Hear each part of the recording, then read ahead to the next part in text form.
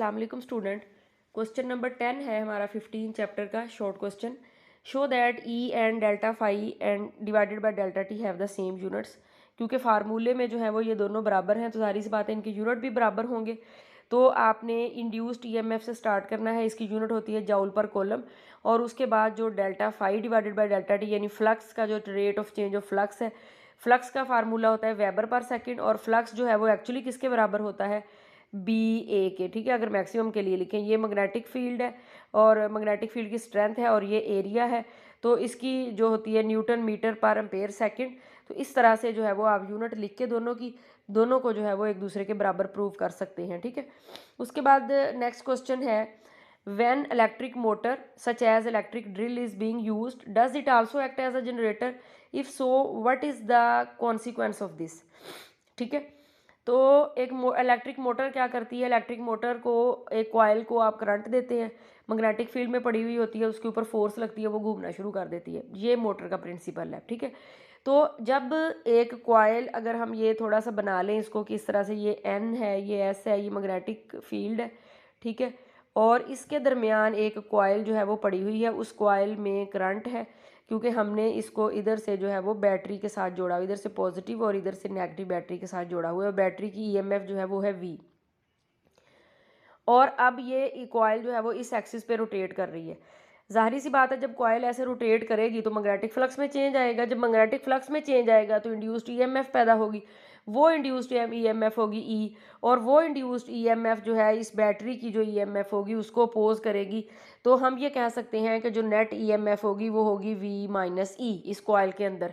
तो जो net EMF जो है वो यानी वी माइनस ई यानी बैटरी की ईएमएफ माइनस इंड्यूस्ड ईएमएफ। ठीक है, तो इसका कॉन्सिक्वेंस जो है वो क्या होगा कि जो इंड्यूस्ड ईएमएफ होगी वो जैसे जैसे मोटर की स्पीड तेज़ होगी, यानी कॉइल की जो रोटेशन की स्पीड तेज़ होगी, वैसे वैसे इंड्यूस्ड ईएमएफ भी ज़्यादा होगी और ये करंट को जो है वो फिर कम करने की कोशिश करेगी। ठीक है, करंट को कम करने की कोशिश करेगी। तो ये इसकी कॉन्सिक्वेंस है कि जब एक इलेक्ट्रिक ड्रिल जो है वो एक जनरेटर के तौर पे जो है वो अगर यूज़ हो सकती है तो उसका क्या मतलब हो सकता है, क्योंकि करंट जो है वो यहाँ पे किसके बराबर होगा, V minus E divided by R के बराबर होगा। तो ये इसको लिमिट करने की जो है वो कोशिश करेगी जैसे जैसे मोटर की स्पीड तेज़ होगी। नेक्स्ट क्वेश्चन है हमारे पास, can a DC motor turned into a DC generator, what changes are required to be done. ठीक है, डीसी मोटर जो अभी जो है वो हमने बनाई कि जैसे ये नॉर्थ पोल है, ये साउथ पोल है, एक कॉइल रखी हुई है और उस कॉइल को यहाँ पे हमने पॉजिटिव से जोड़ा हुआ है, यहाँ पे नेगेटिव से। करंट जो है वो आता है और कॉइल जो है वो क्या करना शुरू कर देती है, रोटेट करना शुरू कर देती है। ये तो होगी मोटर। अब जनरेटर क्या होता है, जनरेटर में सबसे पहले तो ये तो सोर्स नहीं होता। जनरेटर में तो यहाँ पे कोई मैकेनिकल सोर्स लगा के उसको हम रोटेट करवाते हैं। रोटेशन से उसके अंदर जो है वो करंट आता है। तो रिवर्स होगी ना, ये मोटर के रिवर्स जनरेटर डीसी जनरेटर काम करता है। तो इसको चेंजेस, हमें क्या क्या चेंजेस जो है वो चाहिए कि एक डीसी मोटर को डीसी जनरेटर में कन्वर्ट किया जा सके। ठीक है, तो कन्वर्ट किया जा सकता है। तो हम देखते हैं इसमें क्या क्या चेंजेस होंगी। तो सबसे पहले तो जो है कि सब हम क्या, electromagnet is placed by the permanent magnet. ठीक है, मैग्नेट जो है वो परमानेंट मैग्नेट एक होता है, एक इलेक्ट्रोमैग्नेट करंट से आता है। तो हमें परमानेंट मैग्नेट जो है वो लगाना पड़ेगा। मैकेनिकल मीन से हमने उसको चलाना है, करंट तो आगे हमने लेना है। उसके बाद जो है वो बैटरी के सोर्स को हमें चेंज करना पड़ेगा। हमें करंट जो है वो वहाँ पे लेना होता है, करंट उसको देना नहीं होता। देना हमने क्या है, मैकेनिकल सोर्स कोई भी जिससे जनरेटर की कॉइल को रोटेट करवाया जा सके, आर्मेचर को। तो बैटरी की जगह पे हम मैकेनिकल कोई यूज़ इस्तेमाल करेंगे। ठीक है, और उसके बाद जो है वो रोटेटर को जो होगा हमारा आर्मेचर, उसको रोटेट करवाएंगे मैकेनिकली। तो इस तरह से एक डीसी मोटर को डीसी जनरेटर में कन्वर्ट किया जा सकता है, ये 3-4 चेंजेस करने के बाद। नेक्स्ट क्वेश्चन है, is it possible to change both the area of the loop and the magnetic field passing through the loop and still not have an induced EMF in the loop. दोनों change हो रहे हैं। देखिए, जो flux है वो इन दोनों से मिलके बनता है। अगर आप दोनों को चेंज करवाएंगे तो फ्लक्स में तो कोई चेंज नहीं आएगी, एक में चेंज होगा तो फ्लक्स में चेंज आएगी। दोनों साथ साथ चेंज हो रहे हैं तो नेट प्रोडक्ट तो फर्क ही नहीं पड़ेगा। तो इसलिए हम ये कह सकते हैं कि जब दोनों चेंज हो रहे होंगे तो जो चेंज इन फ्लक्स है वो ज़ीरो होगा। ठीक है, तो इंड्यूस्ड ईएमएफ जो है वो फिर नहीं आएगी इसके अंदर, अगर दोनों चेंज हो रहे होंगे। Can an electric motor be use to drive an electric generator with the output from the generator being use to operate the motor. Motor और जनरेटर एक दूसरे के उलट काम करते हैं। मोटर को मोटर को इलेक्ट्रिकल एनर्जी चाहिए और वो आगे मैकेनिकल एनर्जी हमें देती है। जनरेटर को मैकेनिकल एनर्जी चाहिए और वो हमें करंट जो है वो देता है। तो क्या इस तरह से कर सकते हैं कि एक मोटर चल रही हो और उसकी मैकेनिकल एनर्जी को हम जनरेटर को चलाने के लिए इस्तेमाल कर लें, और जनरेटर का जो आगे करंट हो वो रिवर्स में मोटर को दे रहा हो करंट। तो खुद सोचें कि ये तो एक खुदकार सिस्टम हो गया, ऐसे खुद ही चलाने वाला सिस्टम, खुद ही ले रहा है खुद ही चला रहा है, बाहर से तो इसको कुछ इनपुट नहीं हम दे रहे ना आउटपुट। तो इसका तो इस तरह का सिस्टम हो गया जो कि law of conservation of energy के अगेंस्ट है। ठीक है, तो इस तरह से नहीं हो सकता, ये जो है वो पॉसिबल नहीं है कि एक मोटर जनरेटर को चलाए और जनरेटर का जो करंट है वो बैक उसी मोटर को जो है वो आके चलाए, तो ऐसा पॉसिबल नहीं हो सकता। ये law of conservation of energy के अगेंस्ट है। हमें एनर्जी देनी पड़ेगी तो आगे आउटपुट है उसको हम नेक्स्ट कहीं यूज़ कर सकते हैं। ठीक है, ये नहीं हो सकता कि एक जो है वो दूसरे को चलाए और दूसरा रिवर्स पहले को जो है वो चलाए, तो ऐसा होना पॉसिबल नहीं है। ये law of conservation of energy के अगेंस्ट है। उसके बाद नेक्स्ट क्वेश्चन है, a suspended magnet oscillating freely in a horizontal plane, oscillations are strongly damped with the metal plate is placed under the magnet, explain why this occurs.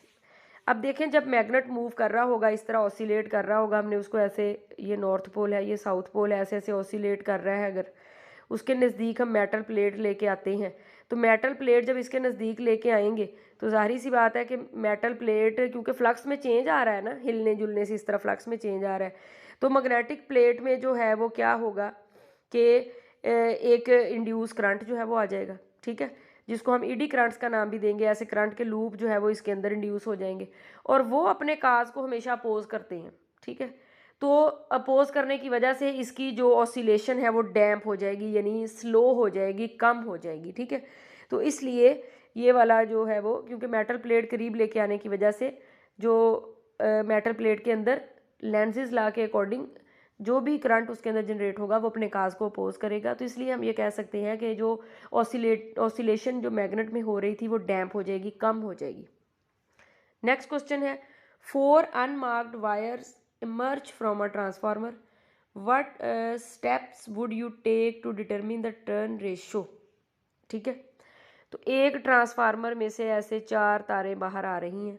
ठीक है, अब हमें नहीं पता इनमें से 2 प्राइमरी की कौन सी हैं, 2 सेकेंडरी की कौन सी हैं, हमने टर्न रेशो मालूम करनी है। टर्न रेशो होती है NS divided by NP is equal to VS divided by VP। अगर हमें प्राइमरी और सेकेंडरी का पता चल जाए, 2 कॉइल को हम अगर अलग-अलग कर लें किसी तरीके से, तो फिर हम प्राइमरी वोल्टेज देंगे तो सेकेंडरी हमें मिलेगी और फिर हम टर्न रेशो ले सकते हैं। तो सबसे पहले हम कॉन्टीन्यूटी जो है वो इसकी चेक करते हैं ओहम मीटर से। कॉन्टीन्यूटी चेक करने का तरीका क्या होता है कि जब हम ओहम मीटर जो है वो लगाएंगे तो ओहम मीटर में बैटरी लगी होती है, एक जो है वो गैल्वेनोमीटर लगा होता है, एक वेरिएबल रेजिस्टेंस लगी होती है और 2 एंड होते हैं जहाँ से हमने वायर्स को जो है वो कनेक्ट करना होता है। ठीक है, अब एक तो है वो हम इसको इससे कनेक्ट कर देते हैं, बल्कि इसको हम इससे कनेक्ट कर देते हैं और दूसरे को जो है वो हम इससे कनेक्ट कर देते हैं, ये देखने के लिए कि कॉन्टीन्यूटी है। कॉन्टीन्यूटी का मतलब ये है कि अगर तो इंटरनली ये आपस में कनेक्ट होंगी तो क्या होगा कि रेजिस्टेंस जो है वो बहुत कम रेजिस्टेंस होगी और करंट जो है वो पास करेगा, क्योंकि सर्किट कंप्लीट हो जाएगा। यहाँ से चलेगा करंट, यहाँ से चलेगा, यहाँ से होता हुआ ये दोबारा इस एंड तक जो है वो पहुँच जाएगा और गैल्वेनोमीटर जो है वो हमें कोई ना कोई डिफ्लेक्शन देगा, जिसकी वजह से हमें पता चलेगा कि अंदरूनी तौर पर ये वायर आपस में कनेक्ट है। क्योंकि हमें पता है कि जो प्राइमरी वायर्स दोनों होती हैं वो आपस में कनेक्ट होती हैं, जो सेकेंडरी वायर होती हैं वो आपस में कनेक्ट होती हैं, प्राइमरी सेकेंडरी के साथ कनेक्ट नहीं होती। तो अगर ये दोनों इस तरह से होती हैं कि हमारा गैल्वेनोमीटर हमें कोई डिफ्लेक्शन देता है, तो इट मीन्स कि ये दोनों वायर एक ही साइड की हैं। लेकिन अगर इस तरह से नहीं होता तो इट मीन्स कि ये एक वायर जो है वो प्राइमरी की है और दूसरी वायर जो है वो सेकेंडरी की है। अब हमें प्राइमरी की दूसरी वायर ढूंढनी है। उसके लिए अगेन हम क्या करेंगे, हमने इस वायर को तो इसके साथ जोड़ा ही हुआ था, अब हम इसको जो है वो इसके साथ जोड़ के चले देख लेते हैं। तो अब अगर क्या होगा कि अगर ये दोनों वायर्स आपस में कनेक्ट जो है वो हुई होंगी तो गैल्वेनोमीटर की नीडल डिफ्लेक्ट करेगी, और अगर ये आपस में कनेक्ट नहीं होंगी तो गैल्वेनोमीटर की नीडल डिफ्लेक्ट नहीं करेगी, रेजिस्टेंस इन्फिनिटी होगी और कॉन्टीन्यूटी, इन दोनों की सर्किट जो है वो आपस में कनेक्ट नहीं होगा इंटरनली, यानी ये आपस में कनेक्ट नहीं होंगी। तो अगर इस तरह से हो कि इनमें रेजिस्टेंस जो है वो नहीं होगी तो क्या होगा कि करंट जो है वो यहाँ से जाएगा, यहाँ से होता हुआ वापस आ जाएगा और गैल्वेनोमीटर की नीडल डिफ्लेक्ट करेगी। तो इस तरह से हमें ये पता चल जाएगा कि कौन सी दो वायर आपस में कनेक्ट हैं और कौन सी दो वायर नहीं है। फॉर एग्जांपल ये दो वायर के लिए कॉन्टीन्यूटी का रिजल्ट आता है और इन दोनों वायर के लिए आता है, तो इट मीन्स कि ये प्राइमरी की फिर हो गई, ये सेकेंडरी की हो गई, ठीक है। और अगर हम गैल्वेनोमीटर को ये जो ट्रांसफार्मर होता है उसको बना लें तो प्राइमरी पे हम जो इनपुट देते हैं वो वीपी कहलाती है और उसके मुताबिक जो सेकेंडरी पे हमें आउटपुट मिलती है वो वीएस कहलाती है। तो अगर प्राइमरी पे जो देंगे वो हमें पता होगी और आगे से यहाँ पे हम वोल्ट मीटर लगा के उसकी चेक कर सकते हैं कितनी है। तो इसके बाद जो है वो ये फार्मूला लगा के हम टर्न रेशो जो है वो चेक कर सकते हैं, ठीक है।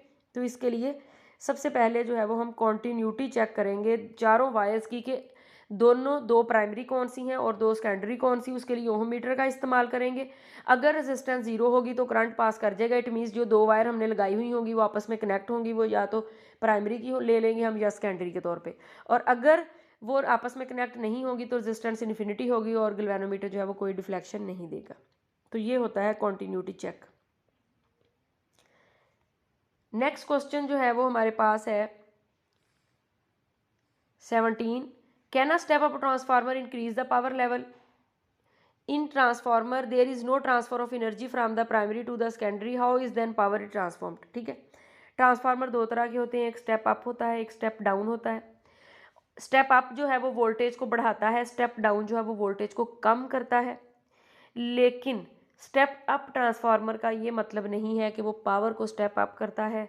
जो इनपुट पावर होती है वो आउटपुट पावर के बराबर होती है आइडियली, ठीक है। वैसे प्रैक्टिकली एनर्जी का लॉसेस होते हैं, इनपुट पावर आउटपुट पावर के बराबर नहीं होती, लेकिन इसका ये कतन मतलब नहीं है कि आप पावर को स्टेप अप कर सकते हैं। नहीं, पावर स्टेप अप नहीं होती, बल्कि वोल्टेज स्टेप अप होती है। जब वोल्टेज स्टेप अप होती है तो P is equal to VI, तो जब वोल्टेज स्टेप अप होती है तो करंट जो है वो लो हो जाता है, तो इसलिए इन दोनों का कम्बिनेशन इसको कांस्टेंट रखता है। तो पावर स्टेप अप नहीं होती बल्कि वोल्टेज को आप स्टेप अप कर सकते हैं। दूसरा क्वेश्चन है, इसका पार्ट है कि अगर प्राइमरी और सेकेंडरी कॉइल्स जैसा कि हमें पता है आपस में लिंक नहीं करती तो पावर जो है वो फिर कैसे ट्रांसफ़र हो जाती है, यानी इनपुट पावर आउटपुट तक जो है वो किस तरह से ट्रांसफ़र होती है, ठीक है। तो एक्चुअली इन दोनों के दरमियान कोई इलेक्ट्रिकल कनेक्शन नहीं है, लेकिन ये दोनों जो हैं वो एक आयरन कोर के ऊपर जो है वो वाउंड होती हैं। तो इस आयरन कोर के थ्रू जो फ्लक्स का लिंकेज है वो तो इसमें जारी रहता है और एक्चुअली ये चलती ही म्यूचुअल इंडक्शन के प्रिंसिपल के हैं। तो जो पावर इनपुट होती है वो पावर आउटपुट के तौर पे हमें यानी मैग्नेटिक जो फ्लक्स इनका लिंकेज होता है आपस में, उसके थ्रू जो है वो हमें इंड्यूस करंट मिलता है और पावर जो है वो हमें आगे ट्रांसफ़र हो जाती है, ठीक है, ट्रांसफार्मर में। तो इसलिए ये मैग्नेटिकली एक दूसरे के साथ कनेक्ट करते हैं, इलेक्ट्रिकली कनेक्शन इनका जो है वो नहीं होता प्राइमरी का और सेकेंडरी कॉइल का। लास्ट